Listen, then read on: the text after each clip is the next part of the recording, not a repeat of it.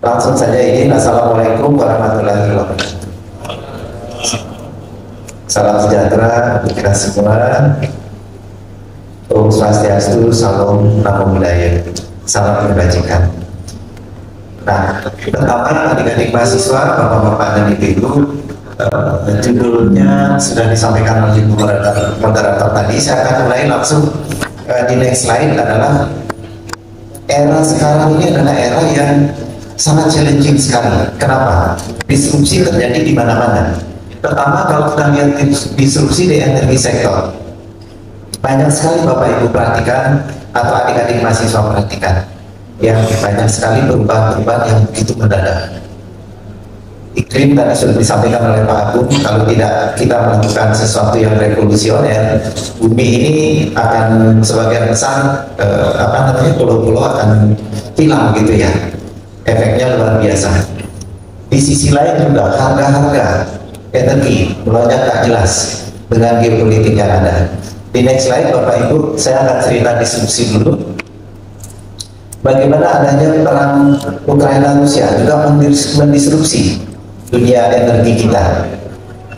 Adanya juga Indonesia punya peran yang sangat besar, punya potensi yang besar. Ini juga challenge untuk adik-adik semua.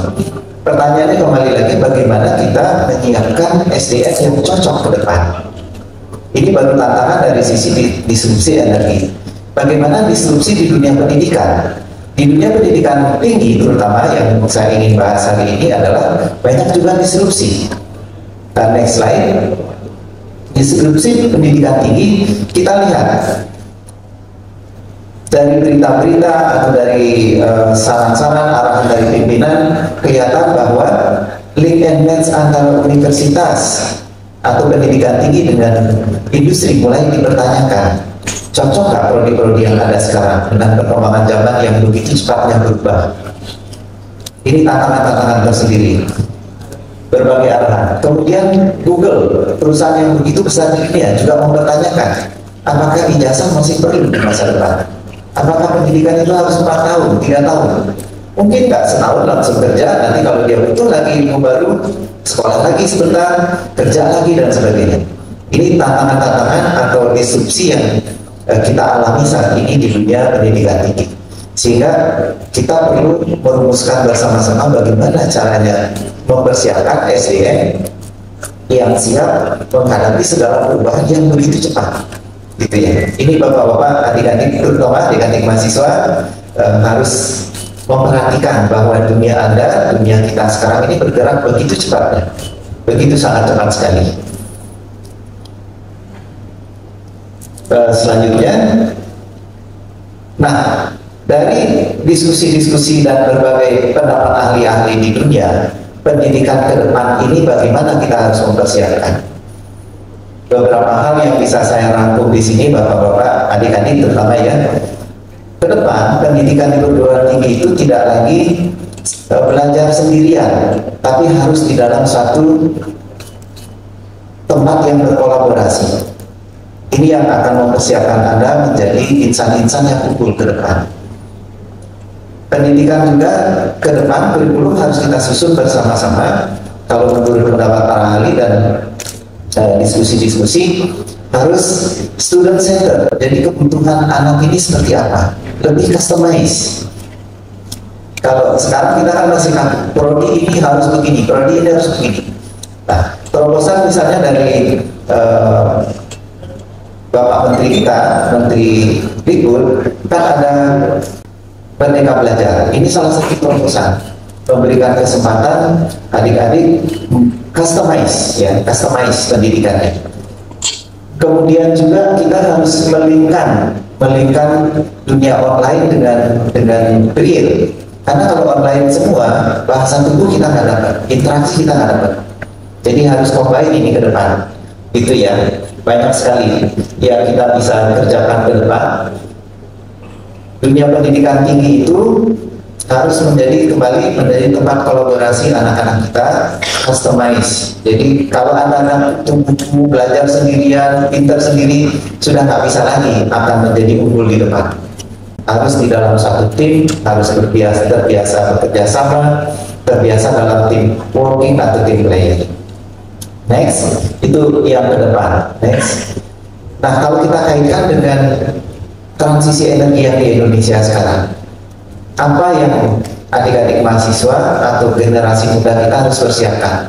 Apakah sebagian besar harus belajar energi terbarukan, renewable, begitu lulus nyari kerja masih susah? Karena sekarang energi terbarukan kan baru 11%. Tetapi ke depan kita harus masih memang harus energi terbarukan. Nah, menyiapkan ini menjadi tantangan tersendiri, tantangan yang sangat penting sekali. Ya, apakah prodi-prodi perminyakan, geologi mulai kita harus turunkan? Enggak juga, karena ke depan masih butuh banyak. Ini dalam persentase kelihatan angkanya begitu, tapi dalam volume pasti akan naik juga. Gitu. Jadi adik-adik yang prodi geologi, perminyakan itu challenge-nya masih banyak ke depan. Tidak perlu berkecil hati, itu ya. Ini yang kita perlu pertimbangkan bersama-sama. Terus, kalau kita hubungkan dengan Indonesia Emas 2045, ini boleh bercerita sedikit. Katanya Indonesia ini mengalami siklus 7 abad ya. Kerajaan Sriwijaya sangat berjaya dulu di Asia pada abad ke-7. Majapahit berjaya pada abad ke-14, kan 7 abad.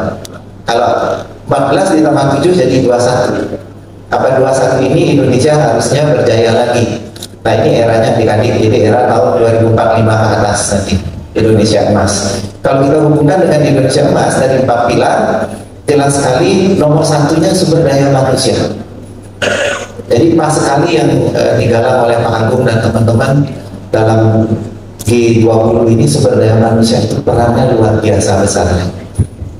Kami dari pendidikan tinggi di Pak Agung dan teman-teman PII juga sangat berterima kasih dengan topik hari ini diberikan SDM menjadi salah satu hal penting yang perlu kita bahas. Terus di sisi lain kalau kita lihat di dunia, benar nggak energi terbarukan ini jobnya banyak? Ternyata di dunia secara global jobnya itu sudah, kalau kita lihat, tumbuh terus ya, sampai 12 juta tenaga kerja yang bekerja di sektor energi terbarukan. Indonesia juga punya plan dari Kementerian ESDM dan Kementerian Tenaga Kerja. Kalau kita lihat kebutuhan tenaga kerja di bidang energi terbarukan ini ke depan cukup masif akan naik. Tapi diperkirakan akan turun kebutuhan untuk batu bara. Batu baranya sebagai bahan energi mungkin akan turun, tapi kalau kita convert menjadi DMI misalnya, menjadi produk-produk yang hilirisasi, tentu akan naik.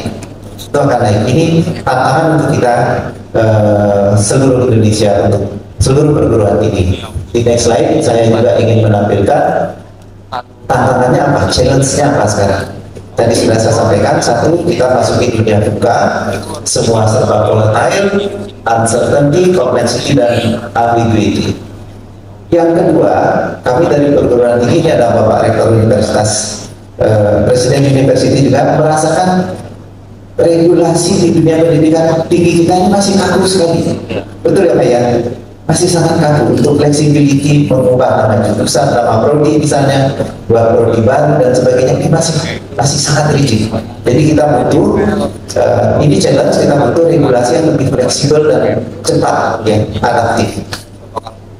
Juga geopolitik, tadi sudah saya sampaikan, geopolitik kita, Indonesia sebagai negara besar, sekarang jadi presidensi G20, perannya sudah semakin kelihatan di dunia. Ini peran adik-adik ke depan harus jauh lebih bagus dari kita di level dunia. Tantangan yang berikutnya juga untuk dunia pendidikan adalah link dan match dengan industri. Kalau kita lihat secara fair, kurikulum di pendidikan tinggi kita sebagian besar itu mempersiapkan sarjana-sarjana siap latih, mempersiapkan sarjana yang siap latih. Sedangkan dunia industri meminta sarjana yang siap kerja. Nah, disinilah peran PII ini sangat kita butuhkan. Sangat kita butuhkan membantu link dan match-nya. Sangat kita butuhkan. Kemudian juga ekosistem penelitian, bagaimana universitas bisa berkembang. Ekosistem penelitian di Indonesia harus kita akui masih dalam proses untuk menjadi lebih baik. Dana-dana penelitian sangat minim ya dibandingkan negara-negara tetangga yang sudah lebih maju dari kita. Ini ibu-ibu, bapak dosen pasti sangat merasakan. Kemudian skema-skema dan dana penelitian tadi sudah ya. Oke, lanjut. Terus juga kalau kita lihat ada tantangan-tantangan ke depan atau opportunity ke depan di mana teknologi begitu berkembang sangat pesat yang akan mempercepat transisi energi ini. Contohnya saja penggunaan hidrogen. Ya, teknologi hidrogen ini masif sekali juga pengembangannya. Ini akan mempercepat peran transisi energi di sektor energi terbarukan. Juga adanya smart grid. Smart grid ini tentu seperti Pak Agung tadi sampaikan di Jababeka yang sudah mulai dibangun. Bayangkan kalau seluruh Indonesia smart grid. Jadi pembangkit listriknya bisa saling transfer daya di mana yang lagi membutuhkan, di mana enggak, dan sebagainya. Ini akan luar biasa mempercepat transisi energi. Dan ketiga juga fotovoltaik semakin efisien ya. Tadi lihat penelitian-penelitian, tapi sayangnya penelitiannya ada di negara-negara yang lebih maju dari kita. Kita ini sangat minim sekali penelitian di fotovoltaik ini. Dan kita harus akui dananya masih minim. Lanjut. Nah, bagaimana mengembangkan SDM yang unggul ini? Tentu harus minimal kita masuk ke dalam pentahelix ya. Bagaimana peran government, bagaimana peran pendidikan tinggi, bagaimana peran masyarakat, bagaimana peran bisnis, bagaimana peran asosiasi. Yang hari ini kita disponsori oleh PII adalah perannya asosiasi. Jadi harus pentahelix ini harus jalan minimal pentahelix. Walaupun sekarang sudah mulai masuk orang ke seven helix gitu ya, kita pentahelix dulu aja bisa jalan sangat bagus. Lanjut. Jadi kesimpulan bapak-bapak dan ibu, belum kesimpulan ya, kita banyak sekali puzzle yang harus kita siapkan untuk mempersiapkan SDM di transisi energi ini, banyak puzzle. Jadi PR kita masih banyak sekali. Lanjut. Ini adalah bagaimana kita membangun komunitas yang sadar energi. Contoh saja mengajak anak-anak SD, SMP, SMA membuat fotovoltaik dari buah anggur misalnya. Buah anggur dibuat spesimennya, dikasih matahari, menghasilkan arus listrik. Jadi artinya banyak sekali yang ada di alam ini bisa dikomunikasikan dengan masyarakat supaya sadar kita butuh renewable energy. Lanjut. Jadi Bapak Ibu, saya simpulkan, usul saya adalah bagaimana adik-adik ke depan ini bisa menghadapi challenge ke depan SDM yang unggul. Harus seimbang antara tiga H ya, dan H. Head-nya itu harus knowledge-nya, ilmunya harus kuat, hand-nya harus terampil, makanya perlu magang di industri dan sebagainya di masyarakat, tetapi juga hatinya harus kuat, sehingga kalau mendapat godaan-godaan hatinya bilang tidak. Jadi harus menjadi orang yang bersih, lurus, sehingga bangsa dan negara kita menjadi unggul di dunia. Demikian presentasi dari saya. Mohon maaf kalau ada yang kurang berkenan. Wassalamualaikum warahmatullahi wabarakatuh.